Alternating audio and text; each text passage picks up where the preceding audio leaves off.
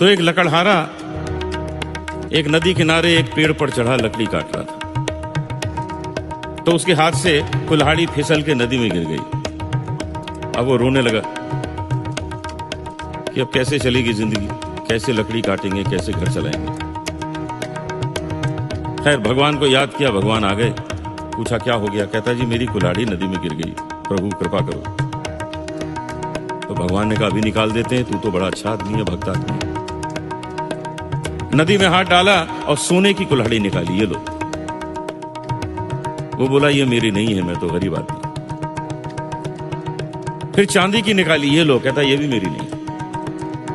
फिर उसकी लोहे की निकाली, कहता हाँ ये मेरी। तो भगवान बहुत प्रसन्न हुए, कहने लगे तू ईमानदार भी बहुत है, तीनों कुल्हाड़ी ले जाओ, मजे करो। अब सोना चांदी सब मिल गया, खूब बिजनेस शुरू कर दिया, खूब पैसे कमा लिए। 5 साल बाद देखा तो फिर नदी किनारे बैठा रो रहा है। तो भगवान फिर आ गए कि अब क्या हो गया? वो बोला अब तो बहुत बड़ी प्रॉब्लम हो गई। पूछा क्या हो गया? बोला मेरी वाइफ जो है वो नदी में गिर गई। तो भगवान ने कहा निकाल देते हैं, थोड़ी तो इतनी मदद की थी मैंने पिछली बार, तू तो बड़ा अच्छा आदमी है। नदी में हाथ डाला और करीना कपूर को निकाला।